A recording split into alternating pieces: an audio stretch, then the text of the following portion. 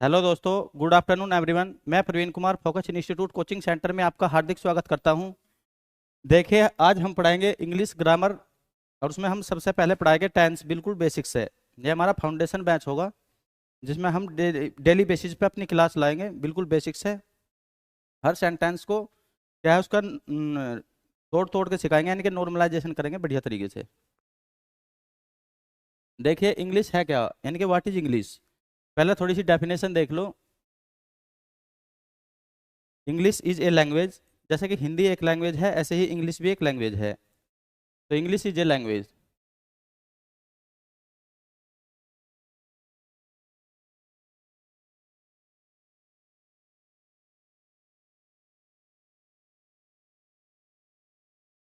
अब देखो, किसी भी लैंग्वेज को सीखने के लिए उसके अल्फ़ाबेट सीखना जरूरी है। जैसे कि इंग्लिश में जो अल्फ़ाबेट है हमारे 26 लेटर।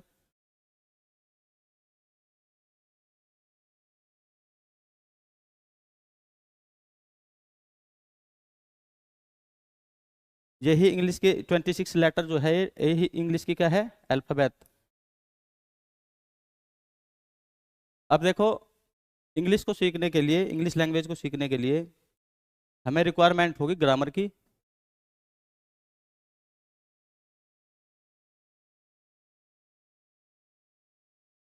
ग्रामर के साथ साथ हम वोकैबलरी यानी कि अपना मीनिंग कोर्स भी पढ़ाएंगे। एक तो देखो, इंग्लिश को सीखने के लिए एक तो ग्रामर की रिक्वायरमेंट होगी, उसके साथ साथ मीनिंग या वोकैबलरी।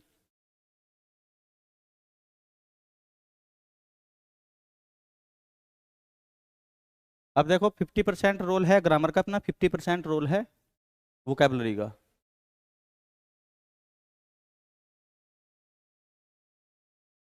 सपोज करो, कोई भी सेंटेंस बोलो, व्हाट इज योर नेम। अब देखो, व्हाट इज योर नेम, ये चार वर्ड से चार चार वर्डों से मिलकर बना हुआ है सेंटेंस।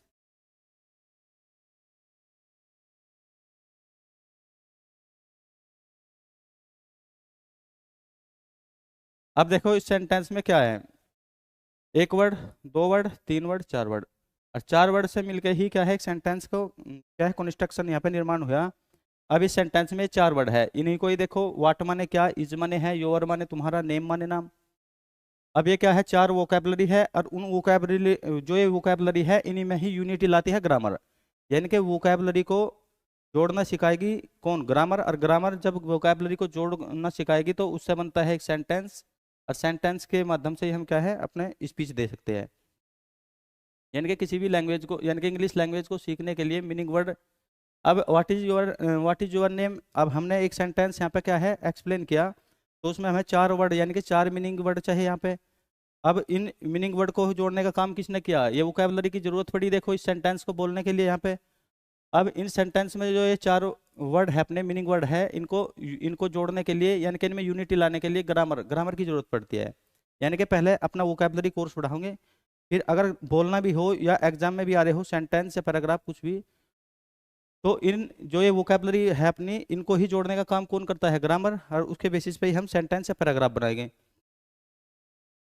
तो अब देखो, इतना ही रोल है इंग्लिश को सीखने में किसका, वोकैबलरी का, अपना उतना ही रोल है ग्रामर का। यानी कि वोकैबलरी कोर्स भी बढ़ेगा, तो उसके साथ साथ ही अपना ग्रामर यहाँ पे हम सीखेंगे, वोकैबलरी कोर्स भी यहीं पे सीखेंगे। पर एक्स्ट्रा भी तुम्हें एफर्ट करना है, इधर उधर से अपना न्यूज़पेपर वगैरह में से वोकैबलरी उतारो और याद करो। या यहाँ पे भी जो भी मीनिंग वर्ड आया उसकी एक अलग से कॉपी बनाओ, उसे अपने नोट्स करो, और डेली बेसिस पे जितनी भी वोकैबलरी हुई उन्हें अपना याद करो। इस प्रकार बढ़ेगा वोकैबलरी कोर्स अपना।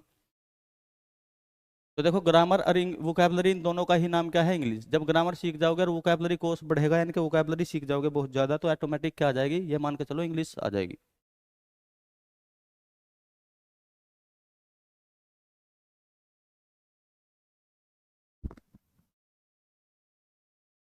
देखो, इंग्लिश क्या है, एक लैंग्वेज है। किसी भी लैंग्वेज को सीखने के लिए उसकी बेसिक यूनिट यानी कि क्या है, what is basic unit of English, यानी कि अल्फाबेट या ABCD अपनी वर्णमाला जो है।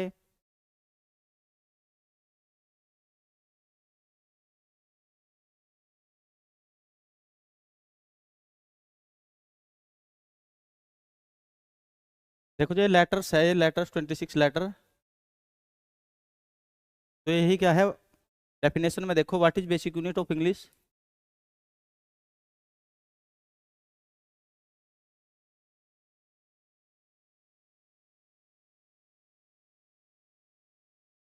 तो देखो बेसिक यूनिट जो है अपने 26 लेटर ही है, जिन्हें कंबाइंड रूप में क्या है अल्फाबेट नाम दिया गया। तो यही अपनी क्या है बेसिक यूनिट है। अब लेटर्स से मिलकर बनेगा वर्ड्स। तो वर्ड्स की definition,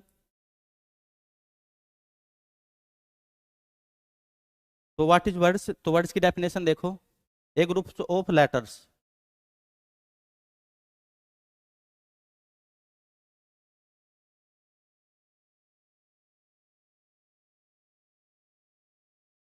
A group of letters.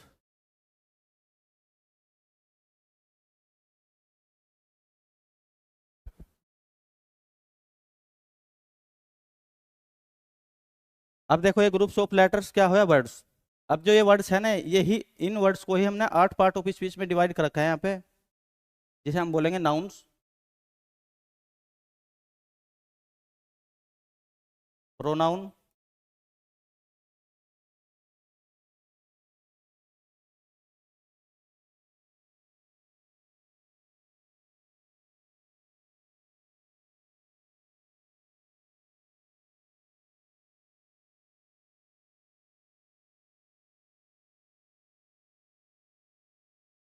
देखो noun, pronoun, conjunction, verb, adverb, preposition और interjection.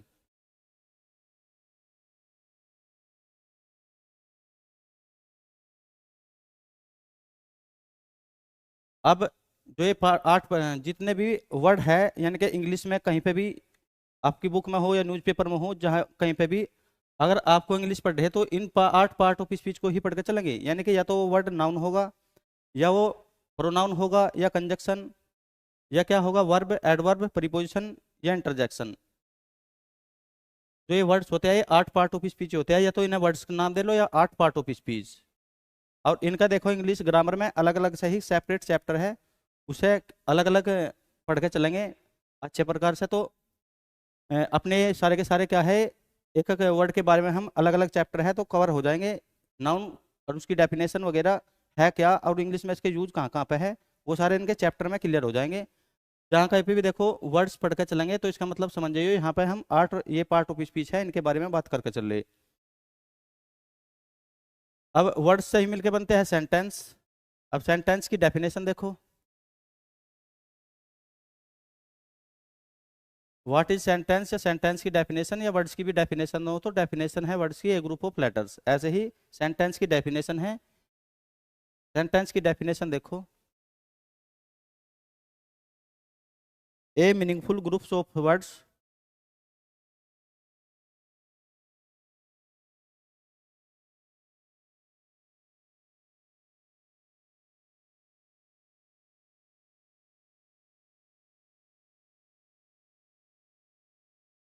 A meaningful group of words. कोई भी सेंटेंस देखो एक बना के, ही इज वेरी इंटेलिजेंट,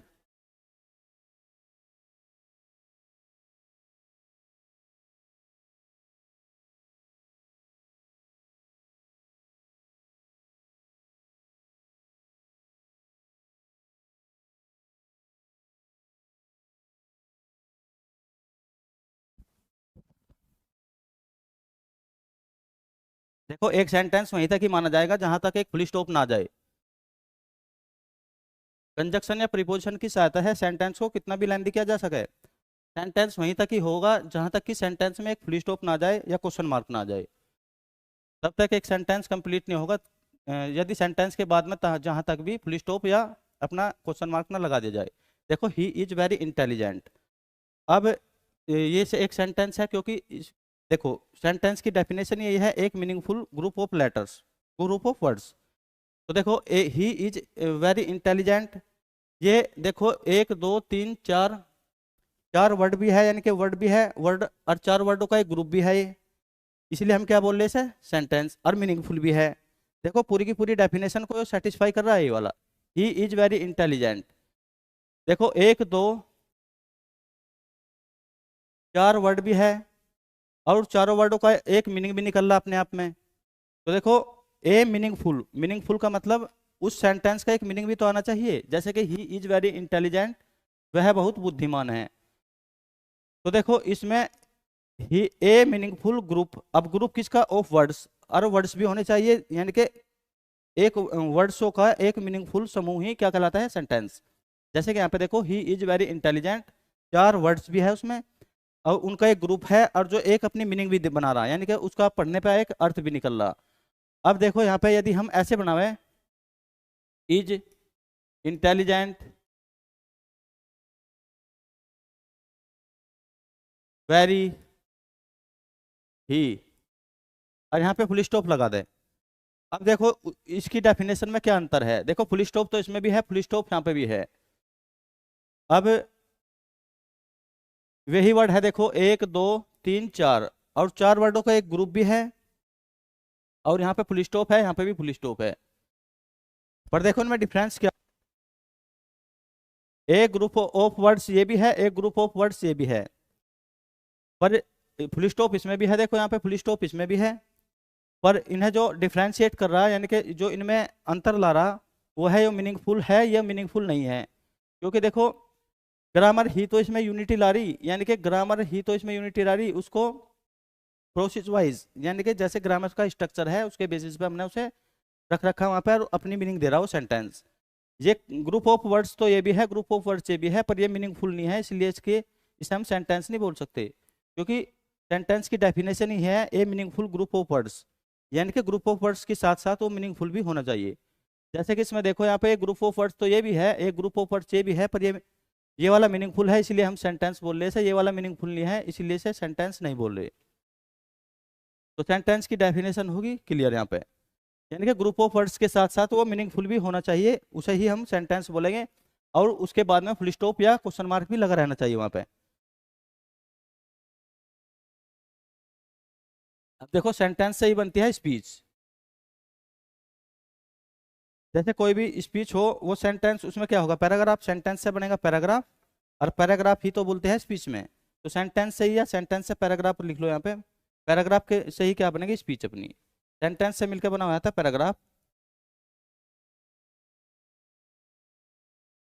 और जब कोई कभी भी देखो स्पीच देगा, वो पैरा बना के ही बोलेगा, यानी कि 2 4 सेंटेंस बोल देगा एक पैराग्राफ में, फिर थोड़ा रुकेगा, और फिर उसके बाद ऐसे ही किसी दूसरे टॉपिक पे बोलेगा, फुल पैरा अपना 5 7 सेंटेंस का जो भी होगा।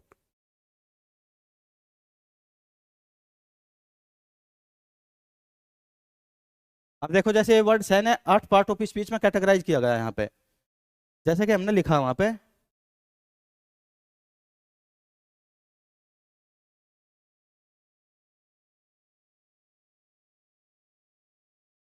अब जो इंग्लिश ग्रामर में देखो हम पढ़ के चलेंगे यहाँ पे।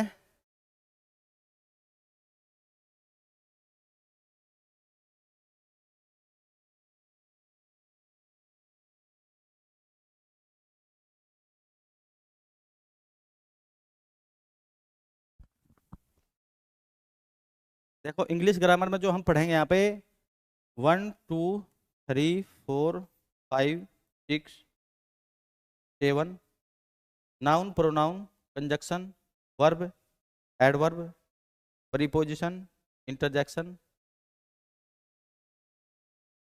और एडजेक्टिव। 8वां अपना पार्ट ऑफ स्पीच है एडजेक्टिव। देखो ये 8 पार्ट ऑफ स्पीच, यानी कि 8 प्रकार जो ये जितने भी इंग्लिश में वर्ड हैं उनकी कैटेगरी है 8 प्रकार की, या तो वो नाउन होगा, या वो प्रोनाउन होगा, या वो कंजक्शन होगा, वर्ब या एडवर्ब होगा, प्रीपोजिशन इंटरजेक्शन या एडजेक्टिव।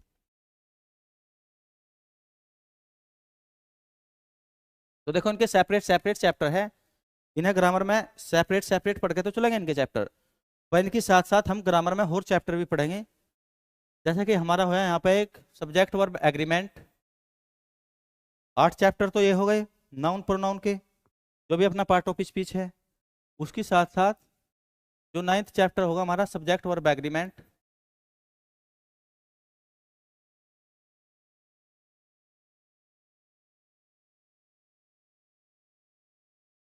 सब्जेक्ट वर्ब एग्रीमेंट के बाद में आएगा एक चैप्टर होता है क्वेश्चन टैग।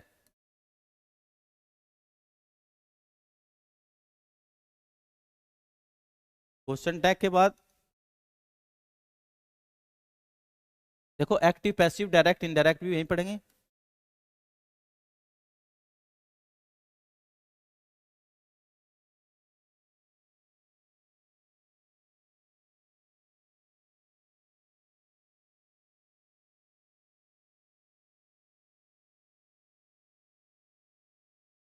13 चैप्टर आएगा एक नॉन फाइनाइट वर्ब करके, जिसमें पार्टिसिपल इन्फिनेटिव जीरन पढ़ाया जाएगा। एक चैप्टर उसका भी है नॉन फाइनाइट वर्ब।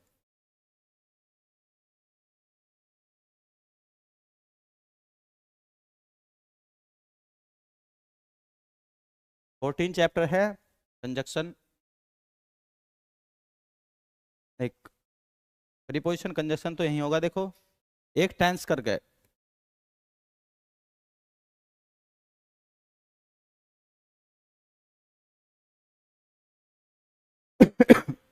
देखो एक टेंस का भी चैप्टर है। 15 चैप्टर होगा अपना आर्टिकल।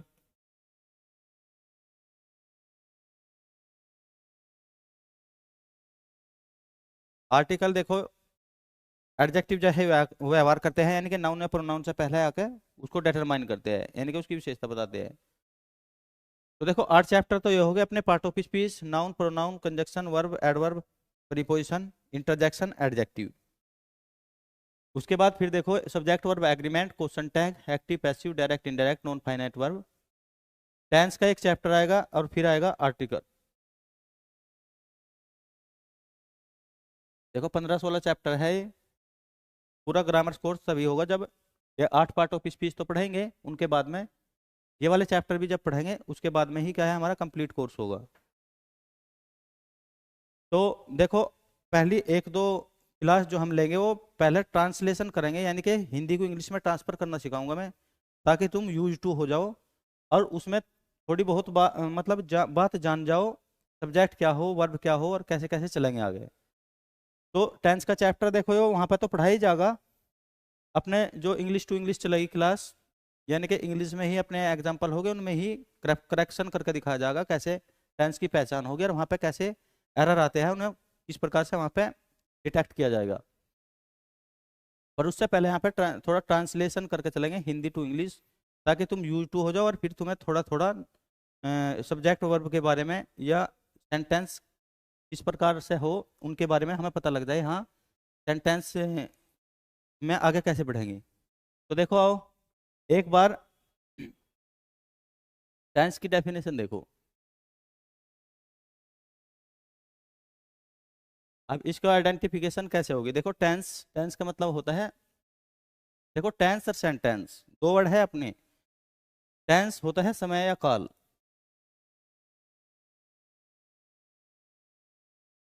और सेंटेंस तो अभी हमने एक लिखा था। सेंटेंस में देखो यहाँ पे सेंटेंस क्या होता है, जैसे कोई भी सेंटेंस लिख लो एक। टेंस और सेंटेंस में देखो दोनों दोनों अलग अलग वर्ड है। ये सेंटेंस ये होता है कोई भी सेंटेंस लिखो।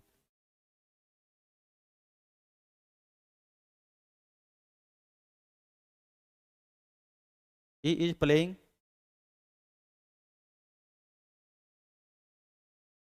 इन द गार्डन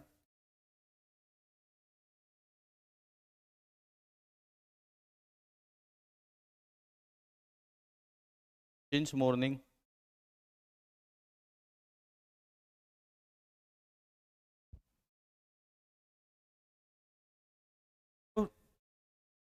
टेंस और सेंटेंस ये पूरा का पूरा एक सेंटेंस है। देखो सेंटेंस की डेफिनेशन ये अभी बताई थी, ए मीनिंगफुल ग्रुप ऑफ वर्ड, यानी कि ग्रुप ऑफ वर्ड्स भी होना चाहिए और उसका मीनिंगफुल भी होना चाहिए। मीनिंगफुल का मतलब ये है उसके अपना पढ़ने पे कोई मीनिंग भी निकल रहा हो, यानी कि अर्थ भी निकल रहा हो, और ग्रुप ग्रुप भी होना चाहिए वो। और देखो सेंटेंस वहीं तक ही माना जाएगा जहां तक कि फुल स्टॉप या क्वेश्चन मार्क ना लग जाए, जैसे कि इसमें। तो देखो सेंटेंस हो एक, सेंटेंस क्या होता है मीनिंगफुल, एक मीनिंगफुल ग्रुप ऑफ वर्ड्स, और टेंस होता है ओनली समय या काल। तो देखो जो टेंस होता है वो होता है ओनली समय, या समय बोल लो या काल या टेंस, बात एक ही है तीनों की। और सेंटेंस होता है एक ग्रुप ऑफ वर्ड्स। तो देखो इसमें कितने वर्ड्स है, 1 2 3 4 5 6 7 8, 8 वर्डों का एक ग्रुप, जो एक ग्रुप बनाना है यहाँ पे, यही हमारा सेंटेंस है। अब सेंटेंस और टेंस की डेफिनेशन तुम जान गए। सेंटेंस की डेफिनेशन है एक मीनिंगफुल ग्रुप ऑफ वर्ड, और टेंस की डेफिनेशन बस यही है, टेंस माने होता है समय या काल।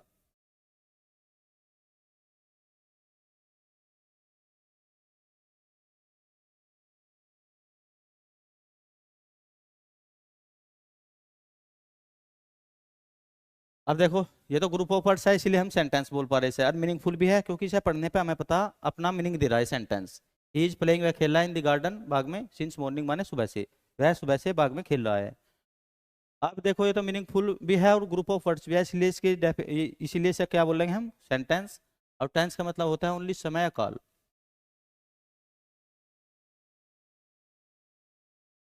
आइडेंटिफिकेशन यानी कि इसे पहचाने कैसे। अब देखो समय कितने प्रकार के होते हैं नहीं, there are three types, there are three kinds of tense।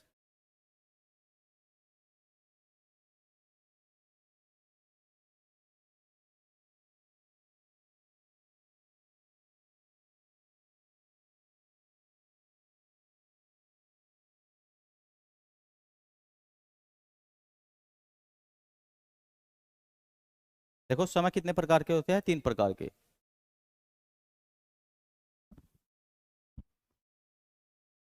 अब देखो टेंस और सेंटेंस की डेफिनेशन तो क्लियरली होगी यहाँ पे, क्योंकि ग्रुप ऑफ वर्ड और मीनिंगफुल ग्रुप ऑफ वर्ड वही बोला जाता है सेंटेंस। देखो मीनिंगफुल भी होना चाहिए और ग्रुप ऑफ वर्ड्स भी होना चाहिए, उसको हम बोलेंगे सेंटेंस। और टेंस का ओनली मतलब होता है केवल समय समय से।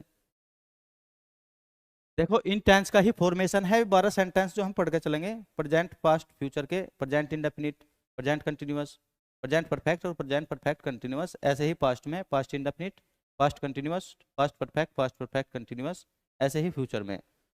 तो जो ये समय है इसका ही फॉर्मेशन है वो, यानी कि इस समय में रह के हम वहाँ पे प्रेजेंट में हो तो प्रेजेंट में भी चार तरीके से कार्य कर सके। देखो सेंटेंस की तो डेफिनेशन ये थी, और एक मीनिंगफुल ग्रुप ऑफ वर्ड्स ये सेंटेंस। और टेंस ओनली होता है समय। जैसे कि ये समय बोल लो, काल बोल लो या टेंस बोल लो, बात एक ही है तीनों की।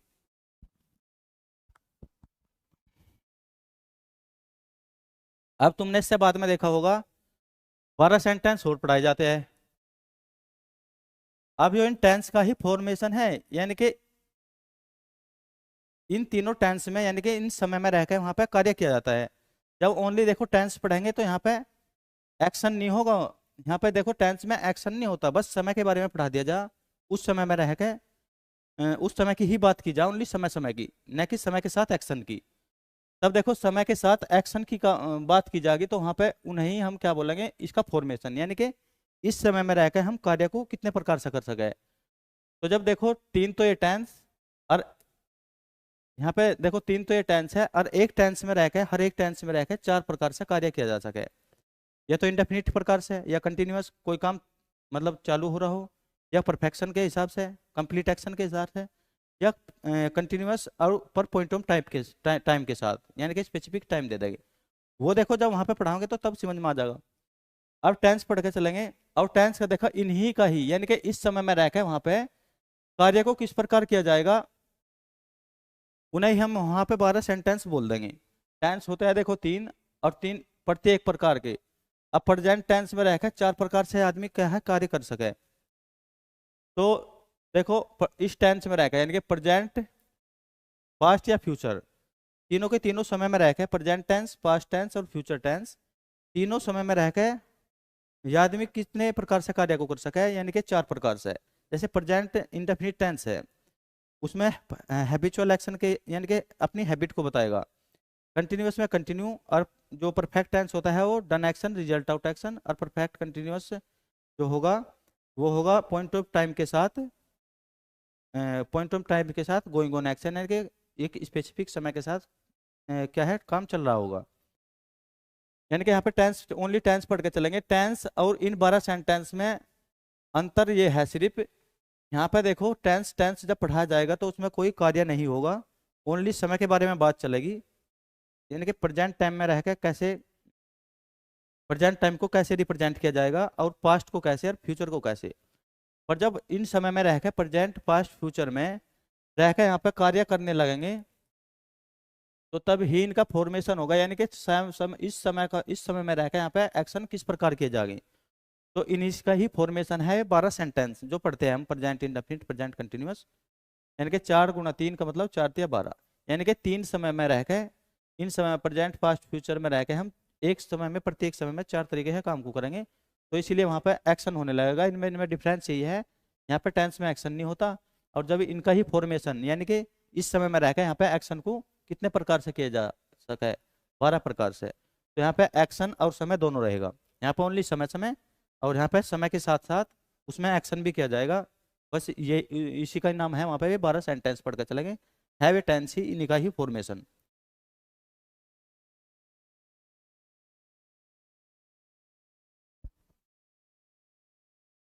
जैसे कि यहाँ पे देखो प्रेजेंट टेंस लिखा है, इसका हिंदी में वो लिखेंगे यहाँ पे वर्तमान, प्रेजेंट को बोलते हैं हिंदी में वर्तमान, और टेंस को तो तुम्हें अभी पता हो, समय या काल लिख लो, बात एक ही है, समय हो या काल हो। पास्ट को बोलते हैं भूत, और टेंस को बोलते हैं काल या समय, बात एक ही है। देखो ये समय ही तो पढ़ रहे हैं हम यहाँ पे, अब अभी बताया जो टेंस पढ़ रहे हैं हम यहाँ पे एक्शन नहीं होगा, ओनली समय के बारे में बात चलेगी। अब जब समय के इसी इन्हीं समय में रहकर वहां पे एक्शन करने लगेंगे तब पढ़े जाएंगे वे 12 के टेंस, वे टेंस का ही फॉर्मेशन है बस। फ्यूचर का मतलब होता है भविष्य, टेंस का मतलब होता है काल।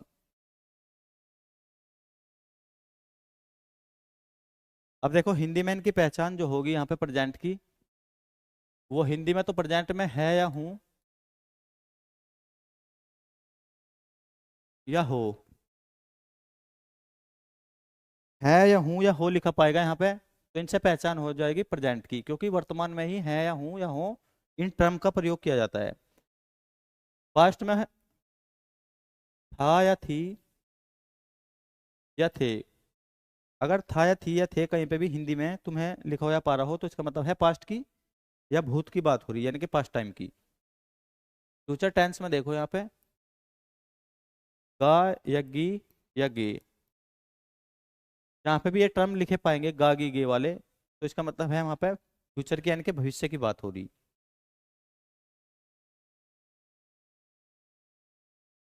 हिंदी में तो देखो ये है, पर इंग्लिश में भी तो है। इंग्लिश में जहाँ पे इज एम आर की लिखा पा रहा हो, तो समझ जाओ वहां पर वो जो सेंटेंस है, जिस सेंटेंस में भी इज एम आर या है हूं हो लिखा पा रहा, तो वहां पे प्रेजेंट की बात हो रही। पास्ट में देखो वाजवर, यहाँ पे भी वाजवर लिखा हुआ पाएगा या थाती थे, तो वहां पे भूतकाल की यानी कि पास्ट की बात हो रही। और जहाँ पे भी गागी गे या विल शैल लिखा पाएगा,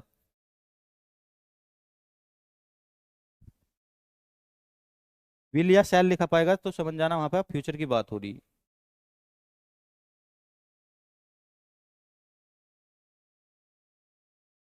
अब देखो एक बार फिर देखो, ये होती है वर्ब, इजमार क्या है, ये वर्ब, ये प्रेजेंट की वर्ब है। जहाँ पे भी इज एम आर, देखो जहाँ पे भी इज एम आर यूज हो रहा हो सेंटेंस में, तो हम समझ जाएंगे इन वर्ब से ही हम समझ जाएंगे वहाँ पे प्रेजेंट टाइम की बात हो रही। किस टाइम की, यानी कि टीम टाइम ही तो पढ़ रहे हैं हम, टेंस ही तो पढ़ रहे हैं। टाइम बोल लो या टेंस बोल लो या काल, बात एक ही है।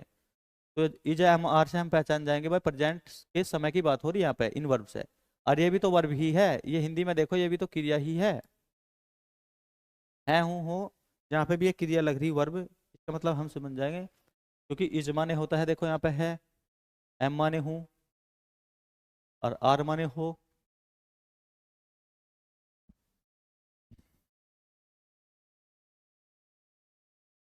ऐसे यहाँ पे देखो वाजवर, प्रेजेंट टेंस में क्या है, प्रेजेंट टेंस में 3 वर्ब है हमारे पास, पास्ट टेंस में 2 वर्ब है।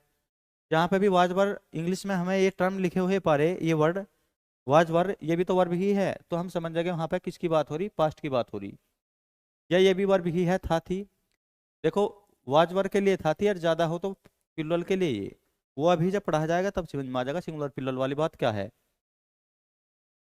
जहाँ पे भी गागी या विलसैल की बात हो रही, तो ये भी तो वर्ब है, हम समझ जाएंगे जहाँ पे भी इन वर्ब के सेंटेंस में लग रही होगी तो भविष्य यानी कि फ्यूचर की बात हो रही है, आने वाले समय की। अच्छा प्रेजेंट और पास्ट और फ्यूचर हो क्या समय, जैसे सपोज करो हम यहाँ पे इस क्लासरूम में पढ़ रहे, अब यहाँ पे प्रेजेंट है, तो जो व्यक्ति या कोई भी वस्तु जहाँ पे उपस्थित हो, जैसे हम यहाँ पे क्लास में प्रेजेंट है, क्लास में उपस्थित है, तो हमारा प्रेजेंट यहीं पे है।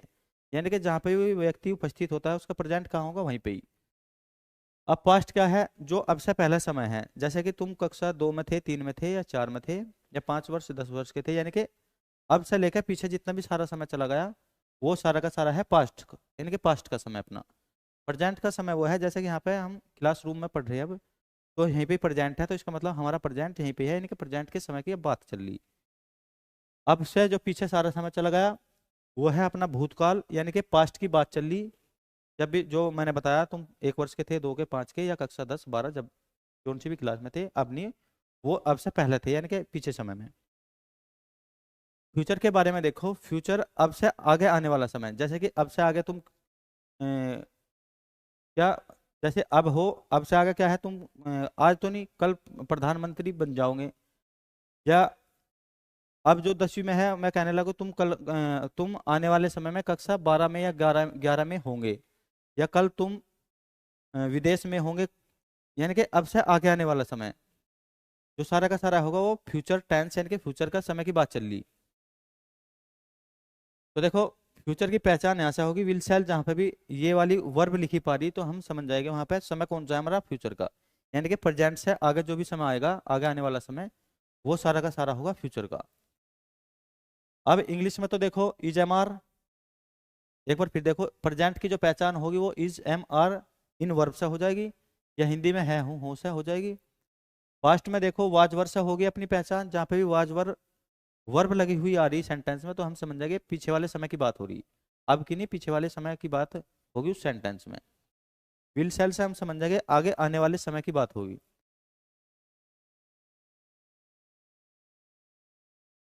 तो देखो, समय की पहचान इन्हीं से ही होती है। इजमार से पहचान होगी प्रेजेंट टेंस की, प्रेजेंट के समय की बात। वाज वर्ब से होगी पास्ट के समय की बात। और विल सेल से जहाँ पे भी ये वर्ब लगी हुई पाएगी, हम फ्यूचर के समय की बात कर रहे होंगे वहां पे।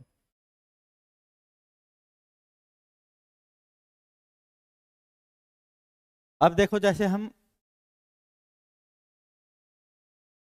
सबसे पहले अब पढ़ेंगे हम प्रेजेंट टेंस, फिर पास्ट, फिर फ्यूचर। ऐसा तो है नहीं प्रेजेंट पास्ट फ्यूचर तीनों एक साथ पढ़े थे, पढ़ा भी देंगे तो क्लास लंबी हो जाएगी। अब पढ़ेंगे प्रेजेंट टेंस। पर देखो, किसी भी टेंस को जब हम पढ़ेंगे तो उसमें 4 तरीके से हम किसी भी बात को कहने का हमारा तरीका होगा, वो 4 तरीके से होगा। जैसे हम सपोज करो प्रेजेंट टेंस पढ़े, तो उसमें हम बात को 4 तरीके से कह सकें। या तो अपनी बात को अफर्मेटिव तरीके से कहो,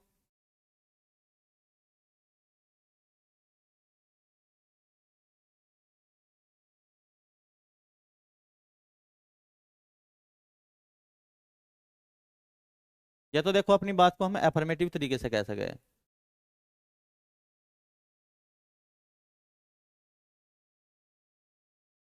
या नेगेटिव, नेगेटिवली भी बात बोली जा सके, नेगेटिव के तरीके से कहेंगे।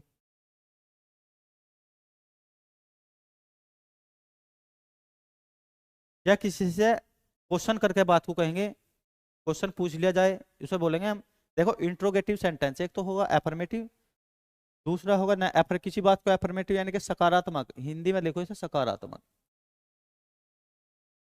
जहाँ पे सकारात्मक बात हो रही हो, यानी कि इसका मतलब है एफर्मेटिव बात हो रही है। और जहाँ पर नेगेटिव बात हो रही किसी के बारे में, नेगेटिव भी तो बात हो, यानी कि वहां पर नकारात्मक बात हो रही, या किसी बात को हम करने का एफर्मेटिव तरीके से बात को कर सका, या नेगेटिव तरीके से, यानी कि नेगेटिव का मतलब नकारात्मक। अब प्रेजेंट में रहकर हम 4 तरीके से बात कर सके, या तो अफर्मेटिव तरीके से या नेगेटिव।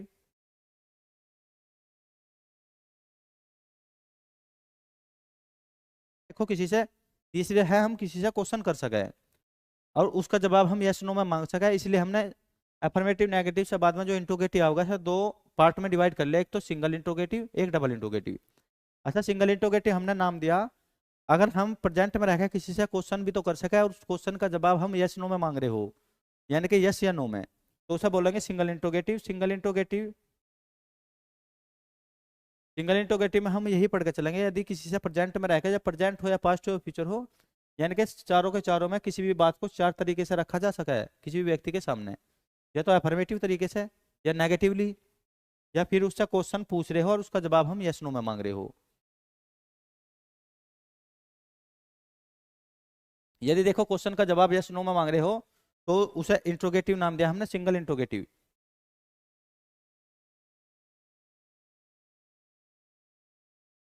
यदि फिर क्वेश्चन का जवाब यस नो में ना मांग कर उससे हम स्पोकन में ही मांग रहे हो, यानी कि यस नो ना कह के कुछ ना कुछ वर्ड बोलने पड़े, उसे बताना पड़ा उसका रीजन भी, तो उसका नाम दे दिया हमने डबल इंट्रोगेटिव। देखो कभी कभी डायरेक्ट क्या पढ़ा दिया जा, एफर्मेटिव, नेगेटिव और इंट्रोगेटिव। उसमें सिंगल ये अपने हमने अपनी तरफ से क्या है सिंगल इंट्रोगेटिव डबल इंट्रोगेटिव में बांट लिया, ताकि थोड़ा उसे पहचानने में इजी हो जाए। क्योंकि इंट्रोगेटिव सेंटेंस दो प्रकार के हो, या तो यस नो क्वेश्चन जिनका हम जवाब यस नो में दे सके, या फिर यस नो में ना दे के हम स्पोकन में ही अब जवाब मांग रहे हो, भाई कुछ ना कुछ रीजन बताओ यस नो नहीं। वो इंट्रोगेटिव सेंटेंस जब वहां पे बनेंगे उसमें हम बता देंगे अभी यस नो क्वेश्चन कैसे हो, यानी कि यस नो के तरीके से कैसे वहां पे जवाब दिया जा सका है, या स्पोकन में यानी कि रिप्लाई मांग रहे हो तो उसमें कैसे हम जवाब देंगे, तो इसे नाम दे रखा डबल इंट्रोगेटिव।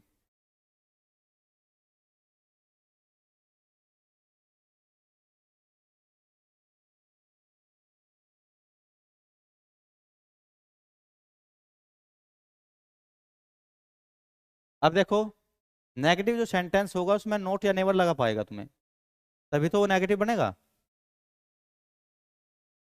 अगर नेगेटिव सेंटेंस होगा या तो उसमें नोट लगा पाएगा या नेवर।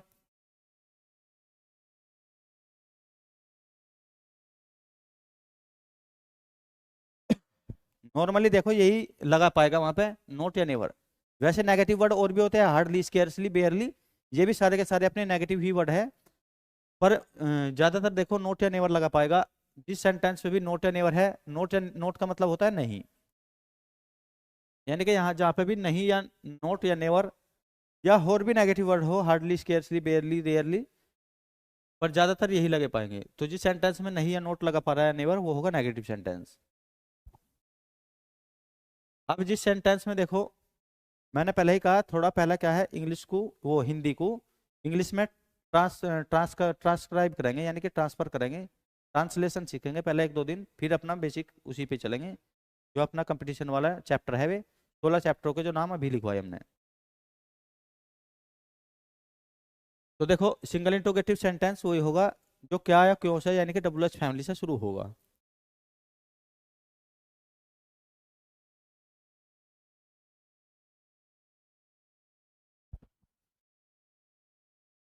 क्या, क्यों, कब, कहाँ, ये सारे डब्ल्यू एच फैमिली वर्ड है, ये लिखवा दिया जागे जब सेंटेंस सिंगल इंट्रोगेटिव चलेगा वहीं पे ही। अगर देखो शुरू में क्या क्यों आ रहा हो, तो ऐसा बोलेंगे हम सिंगल इंट्रोगेटिव सेंटेंस, जिसका आंसर हम यस नो में दे सके वहां पे।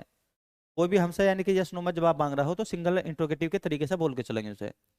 यदि स्पोकन में मांग रहा हो यानी कि कुछ ना कुछ रीजन बता भाई, तो उसे बोल देंगे हम डबल इंट्रोगेटिव सेंटेंस, फिर क्या क्यों लगने लगेंगे बीच में सेंटेंस के।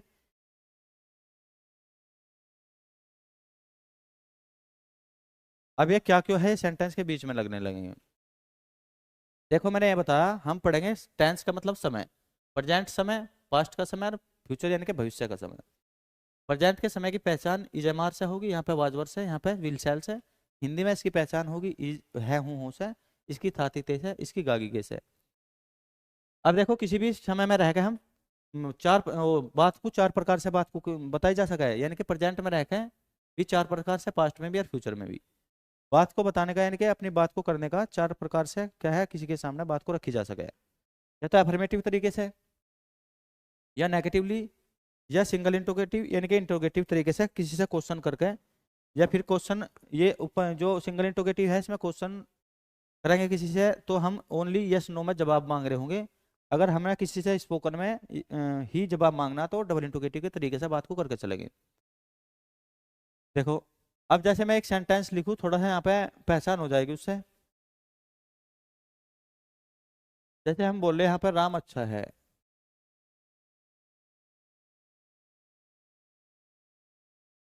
तो देखो यदि हमें इस सेंटेंस की पहचान करनी हो तो सबसे पहले तो इसका समय देखेंगे। समय की पहचान हो जाएगी है हूँ होता है देखो प्रेजेंट में, क्योंकि हम पता जो है हूँ हो है, ये वाली वर्ब अपनी प्रेजेंट में ही लगती है। तो देखो ये प्रेजेंट का है, राम अच्छा है। अगर मैं लिखूं राम अच्छा नहीं है,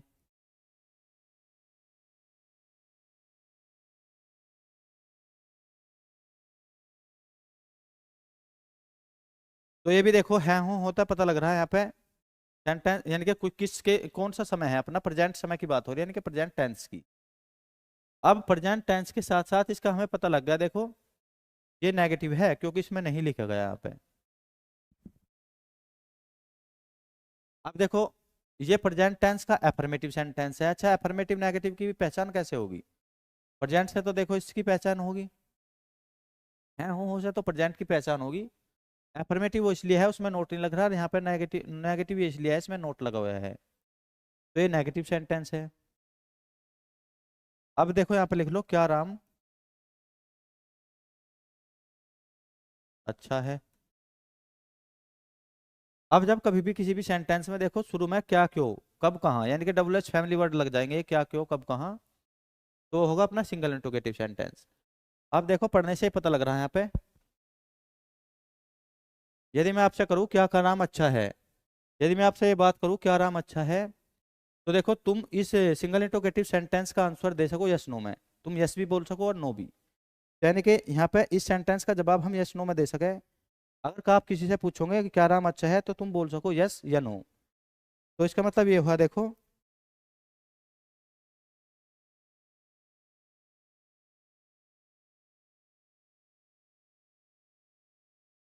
अब देखो सिंगल इंट्रोगेटिव सेंटेंस वही सेंटेंस होता है जिनका आंसर हम यस नो में दे सकते हैं। जैसे कि पढ़कर देखो, पढ़ने से पता लग जाएगा क्या राम अच्छा है, तो सिंगल इंट्रोगेटिव सेंटेंस में हम yes no, single interrogative sentence जो होते हैं ये होता है यस नो क्वेश्चन, यानी कि जिनका जवाब हम यस या नो में दे सके। यहाँ पे पढ़ने से ही पता लग रहा है, देखो क्या राम अच्छा है, तुम बोल सको नो या यस।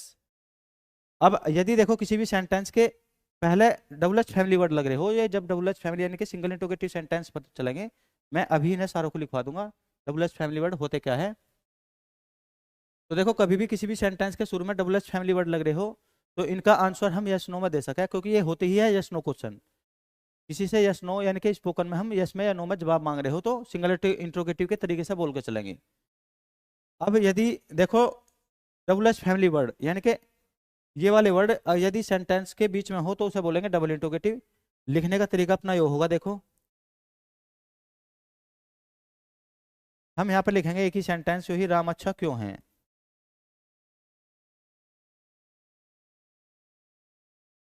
अब देखो पढ़ने से पता लग रहा है, हम यहाँ पे अगर हम देखो सॉरी, यहाँ पर सिंगल इंट्रोगेटिव हो या डबल इंट्रोगेटिव सेंटेंस हो, दोनों में लगेंगे क्वेश्चन मार्क।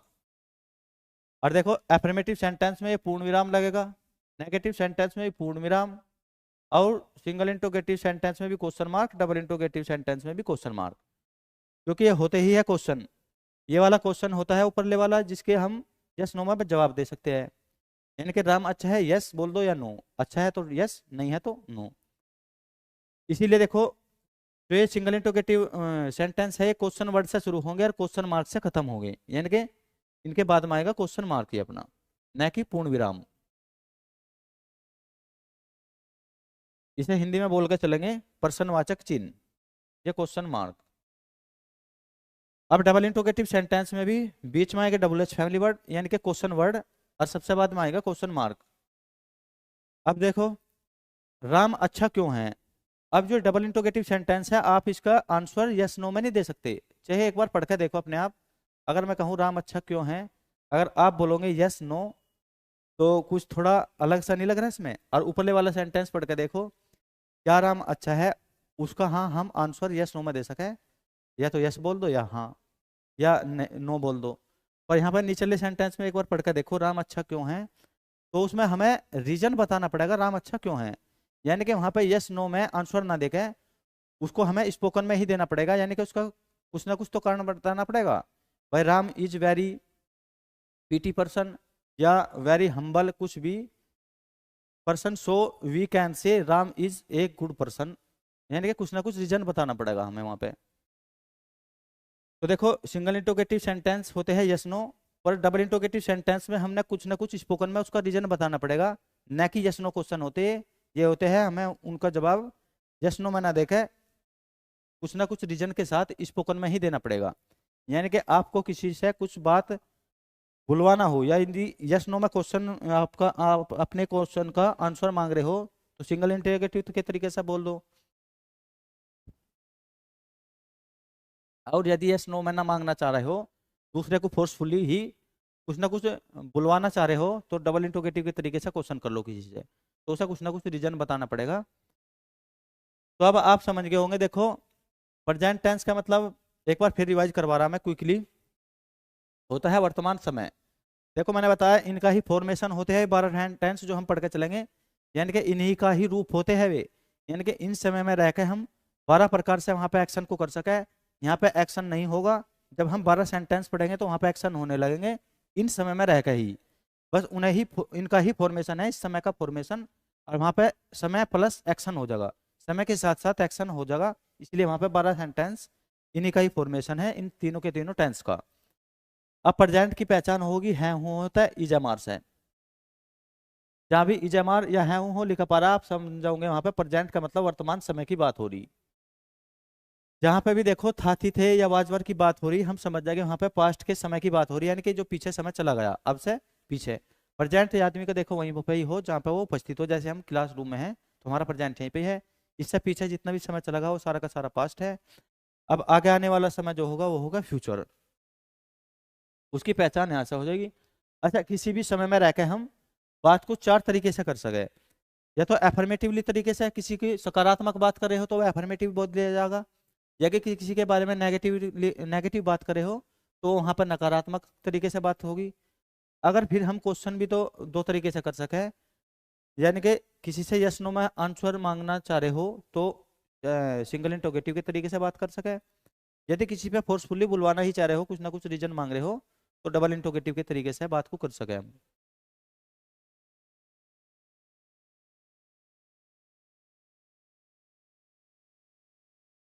देखो पास्ट और फ्यूचर कल की क्लास में खत्म फिनिश, मतलब कल की क्लास में जो है खत्म हो जाएंगे, आज पढ़ेंगे हम प्रेजेंट टेंस। अब देखो प्रेजेंट टेंस तो अभी बताया था वर्तमान काल, प्रेजेंट का मतलब वर्तमान, टेंस का मतलब काल लिखो या समय लिखो बात एक ही है। अब इसका एफर्मेटिव है, यानी कि यहाँ पे सकारात्मक बात हो रही है, यानी कि एफर्मेटिव के तरीके से। देखो एक बार और बता दूं, पहला सेंटेंस पढ़ो। अच्छा देखो, भारत एक ग्रामीण देश है। अब देखो नॉर्मली सेंटेंस का जो स्ट्रक्चर होगा अपनी ग्रामर में पढ़ा के चलेंगे हम, वो होगा सब्जेक्ट प्लस वर्ब और प्लस ऑब्जेक्ट। देखो नॉर्मली सेंटेंस का स्ट्रक्चर ये होता है normally subject verb object, subject का मतलब कर्ता, वर्ब का मतलब क्रिया, और ऑब्जेक्ट का मतलब होगा क्रम। नॉर्मली देखो सेंटेंस का स्ट्रक्चर यही होता है जहाँ पे भी सब्जेक्ट वर्ब ऑब्जेक्ट होगा और उसके बाद में फुल स्टॉप लग रहा होगा या क्वेश्चन मार्क लग रहा होगा, तो वहां पे सेंटेंस को फिनिश मान लिया जाएगा, यानी कि समाप्त। अब सेंटेंस को लेंदी करना हो तो ऑब्जेक्ट के बाद भी तुमने कभी कभी देखो कंजक्शन प्रीपोजिशन की सहायता है सेंटेंस को लेंदी कर दिया जाता है। वो देखो वहीं पे ही जब हम पढ़ाओगे ना वहाँ पे अपना, अब तो ट्रांसलेशन कर रहे हैं हम हिंदी से इंग्लिश, पर फिर भी बता दिया सेंटेंस का normally structure subject verb object होता है। वो जब अपना ग्रामर वाली क्लास चलेगी, ये तो थोड़ा ट्रांसलेट पढ़ा रहे हैं ताकि यूज टू हो जाओ तुम। अब जब वहाँ पे नाउन प्रोनाउन या अपने टेंस का भी एक चैप्टर आएगा तो वहाँ पे सब चीज़ें बहुत बार बार रिपीट होगी तो अपने आप रट जाएगी। देखो नॉर्मली सेंटेंस का स्ट्रक्चर सब्जेक्ट वर्ब ऑब्जेक्ट होगा, वैसे सेंटेंस को लेंदी किया जा सके फ्रेज या क्लोज की सहायता से। तुमने देखा होगा वर्ब के बाद भी कभी कभी ऑब्जेक्ट के बाद भी प्रीपोजिशन लगा के सेंटेंस को आगे तक बढ़ा के ले जा, या क्लोज लगा दो, क्लोज की सहायता से भी सेंटेंस को आगे तक बढ़ाया जा सके, पर नॉर्मली सेंटेंस का स्ट्रक्चर यही होगा। अब देखो जैसे प्रेजेंट का एफर्मेटिव है, इसका यहाँ पे यदि हम प्रेजेंट के एफर्मेटिव का स्ट्रक्चर देखो या फॉर्मूला मान लो, या स्ट्रक्चर ही हो बेसिकली, स्ट्रक्चर या फॉर्मूला बात एक ही है।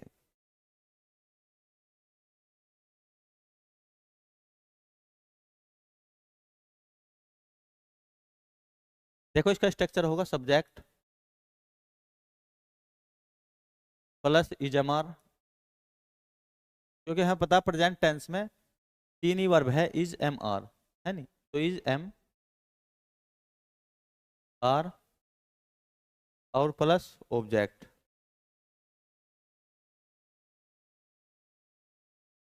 देखो subject is am are plus object. अच्छा, सब्जेक्ट माने करता, देखो वो लिखा हमने अभी, इज एम आर ये हमारी है क्रिया, तीन क्रिया है, हमने अभी बताया था अभी प्रेजेंट टेंस में हमारे पास तीन वर्ब है, इज एम आर, पास्ट में दो है वाज वर, फ्यूचर में भी दो है विल सेल।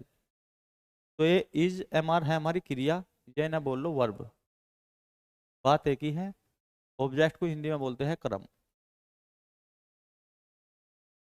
अब देखो, जैसे हमने पहला सेंटेंस पढ़ा है यहाँ पे, पूरा का पूरा सेंटेंस वहीं तक ही तो मान ले जा, देखो हिंदी में ये पूर्ण विराम और इंग्लिश में जहाँ पे फुल स्टॉप लग रहा हो, वहीं तक ही पूरा पूरा एक सेंटेंस होगा। सेंटेंस की डेफिनेशन भी दी, देखो ग्रुप ऑफ वर्ड भी है, एक दो तीन चार पांच, पांच वर्ड है, इनका एक ग्रुप और मीनिंगफुल भी है। पढ़ने पे हमें पता लग रहा है भारत एक ग्रामीण देश है, हम कहना क्या चाह रहे हैं,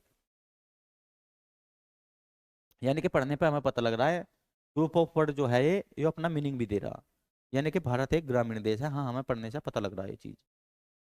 और इसमें बाद में देखो यहाँ पे पूर्ण विराम भी है, और सेंटेंस की डेफिनेशन यही है, यहाँ पे भी फुल स्टॉप या पूर्ण विराम लग रहा हो और ग्रुप ऑफ वर्ड्स हो और मीनिंगफुल भी हो, यानी कि उसका कुछ ना कुछ अर्थ भी निकल रहा हो।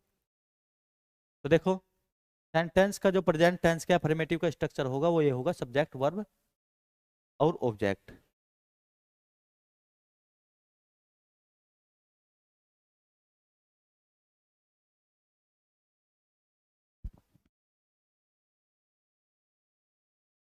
अब देखो इसमें जो सेंटेंस में सब्जेक्ट होगा, सब्जेक्ट वो होता है जिसके बारे में बातें हो रही हो। जैसे पढ़ के देखो यहाँ पे, भारत एक ग्रामीण देश है, तो सेंटेंस में किसके बारे में बातें हो रही, भारत की, क्योंकि इंडिया के बारे में ही बातें हो रही, इंडिया है कैसा, ग्रामीण है या नहीं है। तो देखो सब्जेक्ट ये होगा, स्ट्रक्चर के आधार से देखो हमें सबसे पहले सब्जेक्ट ही चाहिए, क्योंकि स्ट्रक्चर में प्रेजेंट टेंस के एफर्मेटिव में हमें स्ट्रक्चर में सब्जेक्ट चाहिए, फिर उसके बाद वर्ब और फिर ऑब्जेक्ट।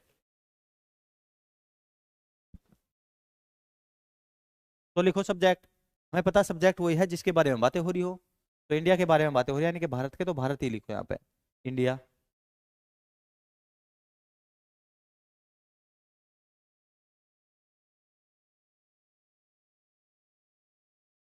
अब देखो सब्जेक्ट, सब्जेक्ट से बाद में आएगी वर्ब, और जो वर्ब है सब्जेक्ट पे डिपेंड करती है। वो कैसे, देखो सब्जेक्ट पे कैसे डिपेंड करेगी वर्ब, क्योंकि हमारे पास इंग्लिश में नंबर होते हैं दो, नंबर इंग्लिश में होते हैं हमारे पास दो, एक सिंगुलर एक प्लूरल। सिंगुलर बोलते हैं एक को, एक वस्तु हो, व्यक्ति हो या स्थान हो, अगर एक के बारे में बातें हो रही तो वो होगा सिंगुलर, और मोर देन वन हो गए प्लूरल, यानी कि एक तो नंबर है हमारे पास इंग्लिश में है सिंगुलर, और दूसरा है प्लूरल। जो प्लूरल होगा वो मोर देन वन हो, और एक से ज्यादा तो हमें पता दो भी हो, और टू प्लस कितने भी, यानी कि टू और टू प्लस का मतलब कितने भी, यानी कि इंग्लिश में हमारे पास नंबर दो है। देखो जब कभी भी सब्जेक्ट से बाद में हम पता बेसिकली क्या लगेगा, वर्ब ही लगेगी, और जो वर्ब है वो सब्जेक्ट पे डिपेंड करेगी। वो कैसे,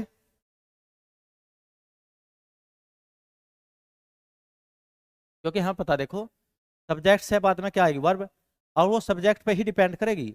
यदि सब्जेक्ट सिंगुलर होगा, सिंगुलर का मतलब यदि सब्जेक्ट एक वस्तु, व्यक्ति या स्थान होगा, यदि सब्जेक्ट एक वस्तु, व्यक्ति या स्थान होगा तो उसे सिंगुलर बोल के चलेंगे, और मोर देन वन यानी कि एक से ज्यादा होगा तो उसे प्लूरल, एक से ज्यादा तो दो को भी प्लूरल मानेंगे, टू प्लस का मतलब मोर देन टू हो, या टू प्लस टू का मतलब ये सारे प्लूरल मानेंगे।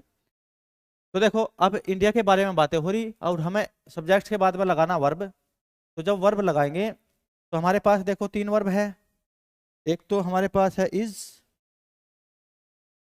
प्रेजेंट की बात चल रही, क्योंकि हम प्रेजेंट टेंस पढ़े, तो प्रेजेंट में हमारे पास तीन वर्ब है, इज, एम और आर। अब याद रखियो, देखो सिंगुलर के लिए वर्ब लगेगी इज, यदि सब्जेक्ट सिंगुलर है, और सिंगुलर का कैसे पता लगेगा, हमें पता एक वस्तु हो, व्यक्ति या स्थान हो, वही सिंगुलर होगा, यानी कि इंडिया हमें पता एक ही है, तो इसलिए क्या है, सब्जेक्ट हमारे यहाँ पे सिंगुलर। जब सब्जेक्ट सिंगुलर है तो वर्ब भी सिंगुलर वाली लगेगी, तो हमें पता जो हमारी वर्ब सिंगुलर होगी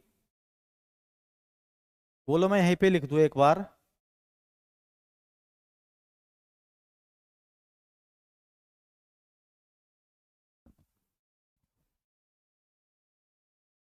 देखो सिंगुलर के लिए लगेगी इज वर्ब, प्लूरल के लिए लगेगी आर, और एक वर्ड है अंग्रेजी में आई, आई के लिए लगेगी एम। याद रखियो, सिंगुलर के लिए लगेगी इज, और प्लूरल के लिए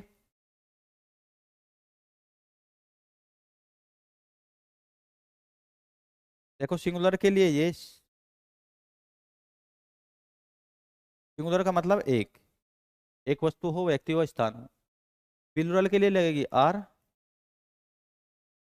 और आई एक वर्ड है अंग्रेजी में, उसके लिए लगता है एम। ये आई है प्रोनाउन, वो आगे पढ़ा दिया जाएगा चैप्टर में। पर यहाँ पर देखो, अब देखो, भारत एक ग्रामीण देश है, सब्जेक्ट वही होगा जिसके बारे में बातें चल रही हो। भारत के बारे में बातें चल रही, इसका मतलब है सब्जेक्ट क्या है, भारत। यानी कि जिसके बारे में बातें हो रही हो, सब्जेक्ट कौन होगा सेंटेंस में, जिसके बारे में बातें हो रही हो। और स्ट्रक्चर के आधार से हमें पहले सब्जेक्ट ही चाहिए, तो इसका मतलब पहले लिखेंगे इंडिया। तो लिखो इंडिया।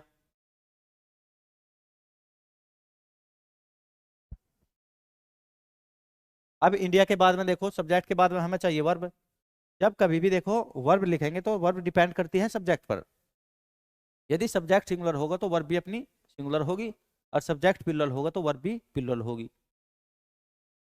तो देखो इंडिया है एक, तो वर्ब भी सिंगुलर वाली लगेगी। हर हमें पता सिंगुलर के लिए क्या लगता है, इज। तो देखो हिंदी में जो ये होगा ना, ये वर्ब ही होती है यहाँ पे, ये हिंदी में। और देखो सब्जेक्ट ये है अपना हिंदी में, तो सब्जेक्ट तो ये हो गया, सब्जेक्ट सिंगुलर, तो वर्ब भी सिंगुलर वाली लगेगी इज, और ये है वर्ब अपनी। तो लिखो इंडिया इज। अब इससे बाद में देखो, वर्ब से बाद में क्या बच गया, वर्ब से बाद में बचा यहाँ पे ऑब्जेक्ट। स्ट्रक्चर में देखो, अब वहां पर देखो सेंटेंस में क्या बच रहा, एक ग्रामीण देश। तो जो भी देखो ये तो सब्जेक्ट है, ये क्रिया है वर्ब। और सब्जेक्ट वर्ब से बाद में एक वर्ड हो, दो हो, तीन हो, चार हो, या 10 वर्ड बच रहे हो, सारे के सारे मान ले जाएंगे ऑब्जेक्ट। जैसे कि यहाँ पे सब्जेक्ट तो ये रहा, वर्ब ये रही, और इससे बाद में देखो तीन वर्ड बच रहे, तो ये सारे के सारे तीनों के तीनों वर्ड आएंगे ऑब्जेक्ट में। यानी कि अपना ऑब्जेक्ट बच गया एक ग्रामीण देश। तो देखो सब्जेक्ट तो हमने लिख दिया यहाँ पे इंडिया, और वर्ब भी लिख दी इज एम आर। उनमें से सब्जेक्ट सिंगुलर तो वर्ब भी सिंगुलर वाली लिखी इज। और अब ऑब्जेक्ट बच रहा, तो ऑब्जेक्ट देखो, ऑब्जेक्ट वहां पे भी तो ऑब्जेक्ट बचा हुआ है, भाई सब्जेक्ट तो इंडिया हो गया। वर्ब सब्जेक्ट के अकॉर्डिंग इज लग गई, क्योंकि सब्जेक्ट सिंगुलर, क्योंकि हमें पता है इंग्लिश में नंबर दो हो, दो होते हैं, एक तो सिंगुलर एक प्लूरल। अगर एक वस्तु या व्यक्ति स्थान हो तो सिंगुलर, और एक से ज्यादा हो, मोर देन वन, प्लूरल। और उसके अकॉर्डिंग ही वर्ब लगती है, हमेशा सब्जेक्ट के अकॉर्डिंग ही वर्ब लगेगी। सब्जेक्ट सिंगुलर तो वर्ब भी सिंगुलर वाली लगा दी। और फिर देखो वर्ब से बाद में क्या बच गया, ऑब्जेक्ट। तो इसका मतलब यहाँ पे भी जो बच रहा है वो सारा ऑब्जेक्ट ही होगा ना। यानी कि एक ग्रामीण देश हमारा है ये ऑब्जेक्ट, तीनों के तीनों वर्ड क्या है हमारे, ऑब्जेक्ट। ऑब्जेक्ट में भी देखो इधर को चलेंगे, पहले इसे लिखेंगे, फिर इसे, फिर इसे। वो मैं बताऊंगा इधर को कब चलेंगे, पहले इधर को चलेंगे। देखो इसमें भी रीजन है, मैं ऐसे बता रहा, पहले इधर को चलेंगे। तो इधर को चलने का मतलब है पहले ये लिखेंगे, ये लिखेंगे, फिर ये लिखेंगे। तो चलो इधर को ही पहले लिखो, ए माने एक, रूरल माने ग्रामीण, और देश को लिखेंगे कंट्री माने देश।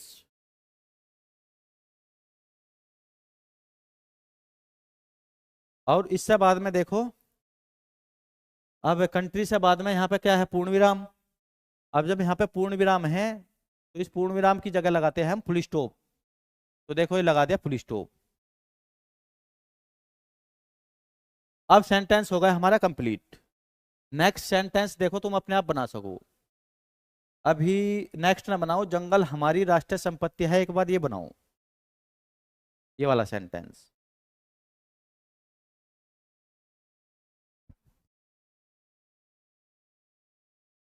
प्रैक्टिस, वो एक बार करने का प्रयास करो, अभ्यास करो।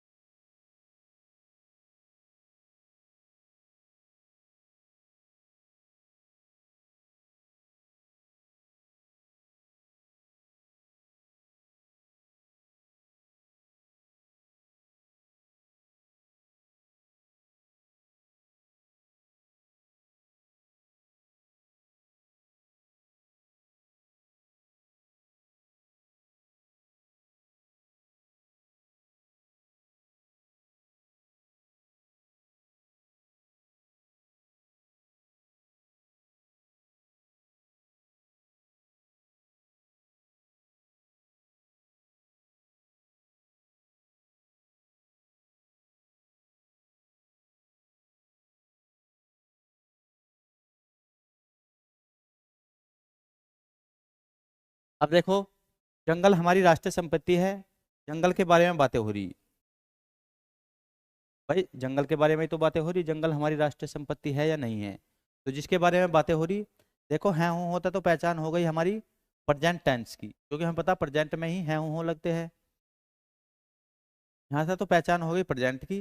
एफर्मेटिव की इसकी में पहचान इसलिए है ना, तो इसमें नोट लग रहा, अभी बताया था यदि नोट लगेगा तो नेगेटिव, यदि क्या लगेगा तो सिंगल इंट्रोगेटिव, और या डबल इंट्रोगेटिव बीच में क्या लगेगा तो यह है प्रेजेंट टेंस का एफर्मेटिव, क्योंकि ना तो इसमें नहीं है, ना शुरू में क्या, ना बीच में क्या। और जिसमें देखो ना तो नहीं है, ना शुरू में क्या, ना बीच में, वही तो एफर्मेटिव। यानी कि एफर्मेटिव में ना तो क्या लगा पाने का, ना नहीं, ना तो शुरू में क्या, ना बीच में क्या, और ना नहीं, वही तो क्या होगा अपना एफर्मेटिव।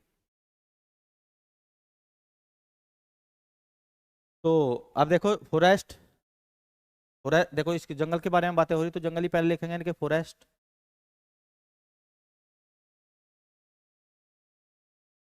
अब सब्जेक्ट भी सिंगुलर है, देखो फॉरेस्ट के बारे में बातें हो रही, ना कि 5 फॉरेस्ट 10 फॉरेस्ट ऐसे बात कर रहे हैं हम। फॉरेस्ट को सिंगुलर मान लिया जाएगा। तो फॉरेस्ट सिंगुलर है तो वर्ब भी कौन सी होगी अपनी, सिंगुलर वाली लगेगी इज, क्योंकि सब्जेक्ट पे ही वो सब्जेक्ट पे ही डिपेंड करती है वर्ब। सब्जेक्ट सिंगुलर तो वर्ब भी सिंगुलर, सब्जेक्ट प्लुरल तो वर्ब भी प्लुरल। तो सब्जेक्ट है सिंगुलर फॉरेस्ट, तो वर्ब भी सिंगुलर। अब सब्जेक्ट और वर्ब लिखने के बाद देखो, जो हमारे स्ट्रक्चर में यहाँ पे बचा है, जो हमारे स्ट्रक्चर में बचा है यहाँ पे ऑब्जेक्ट। और तो देखो जो भी यहाँ पे वर्ड बचे हुए हैं वे सारे के सारे क्या हो गए, ऑब्जेक्ट।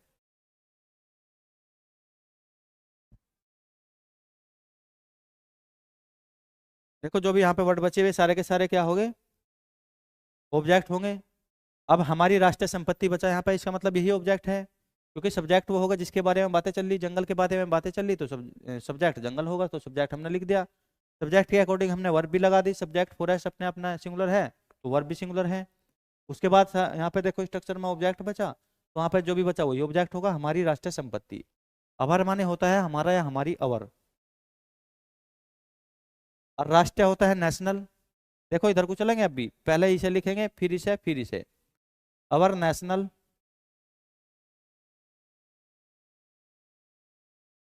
और एसेट माने होता है संपत्ति। अरे पूर्ण विराम है, इसके लिए लगाओ फुल स्टॉप।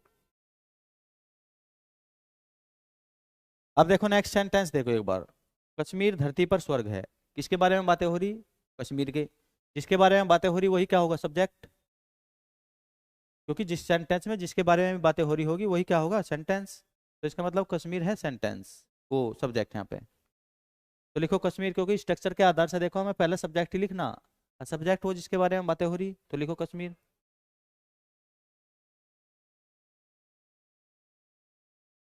अब कश्मीर भी तो देखो सब्जेक्ट पे डिपेंड करेगी वर्ब, सिंगुलर वाली लगाए प्लुरल वाली या एम वाली। तो देखो कश्मीर क्या है, सिंगुलर, यानी कि एक ही तो है, और जो एक होगा वो क्या होगा, सिंगुलर, और मोर देन वन वो होगा प्लुरल। तो सिंगुलर सब्जेक्ट तो वर्ब भी सिंगुलर वाली लगेगी, और सिंगुलर वाली वर्ब है हमारी इज। तो ये हिंदी में वर्ब ये होती है, इसके लिए लगाओ इज।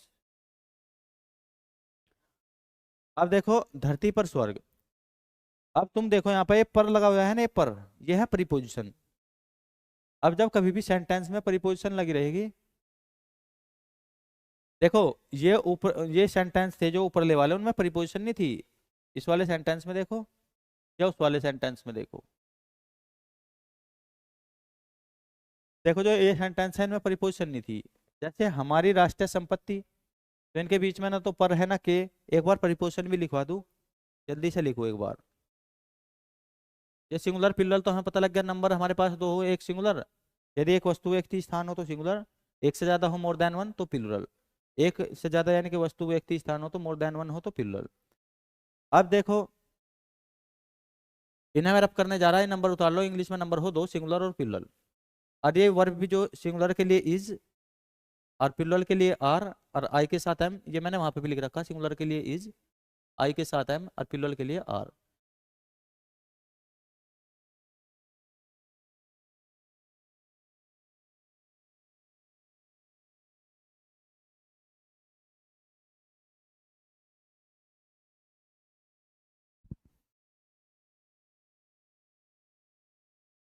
अब देखो यहाँ पे प्रीपोजिशन लिखो कुछ, जैसे इन माने में,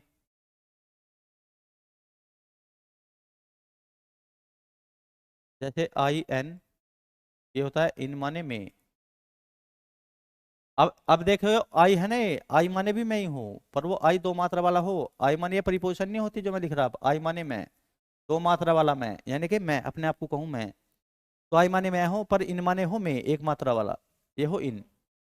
ऑफ माने काकी के, ये प्रीपोजिशन है जो मैं लिख रहा, इसे छोड़ गए ऊपरले वाले को।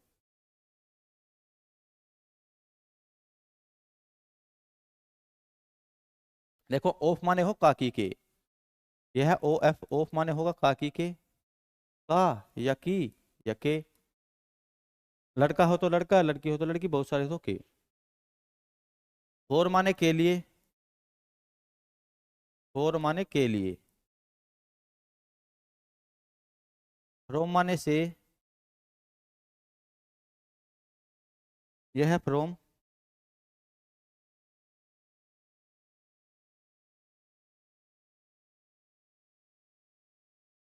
इन, इनटू माने भी में होगा, देखो I N T O, into माने भी में।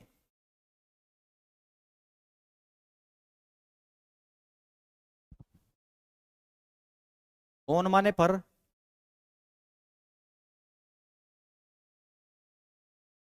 देखो प्रीपोजिशन भी बहुत है, और प्रीपोजिशन का हमारा एक चैप्टर भी है जो हम जब ग्रामर पढ़ाएंगे यहाँ पे, तो तब प्रीपोजिशन का चैप्टर पढ़ाओगे। पर उससे पहले भी देखो प्रीपोजिशन अपनी ये हिंदी में प्रीपोजिशन होती है ये वाली, जैसे कि इनमें लगी हुई आ रही है यहाँ पे देखो, में हो, काकी के हो, के लिए, से, में, पर, ये सारी क्या होगी प्रीपोजिशन। जैसे कि इसमें देखो यहाँ पे पर लगी हुई आ रही है, तो इसका मतलब ये क्या है प्रीपोजिशन।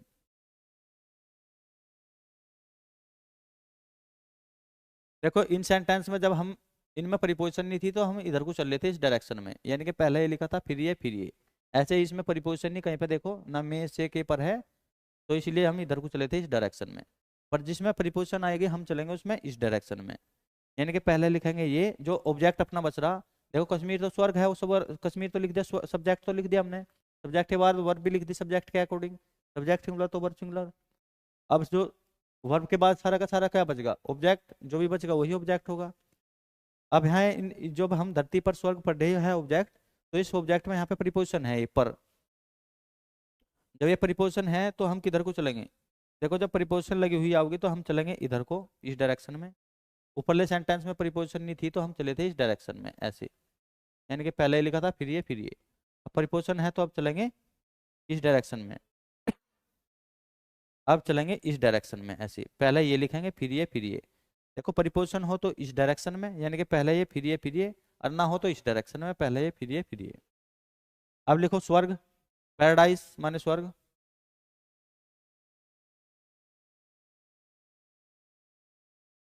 ओन माने पर, ये लिख रखा है यहाँ पे प्रीपोजिशन है ये। और धरती को लिखो अर्थ, द अर्थ।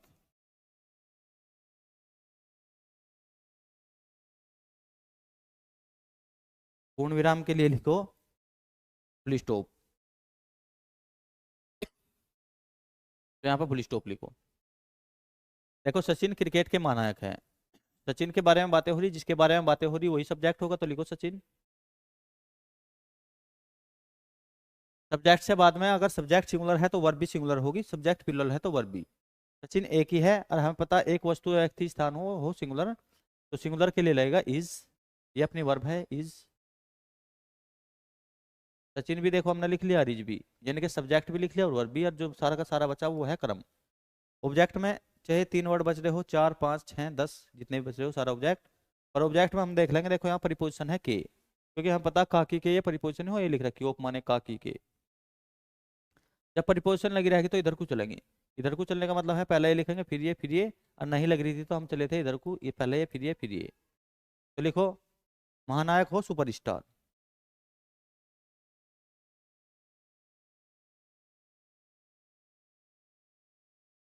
ऑफ माने काकी के, अभी बताया था ऑफ क्रिकेट, फिर ये बचेगा क्रिकेट।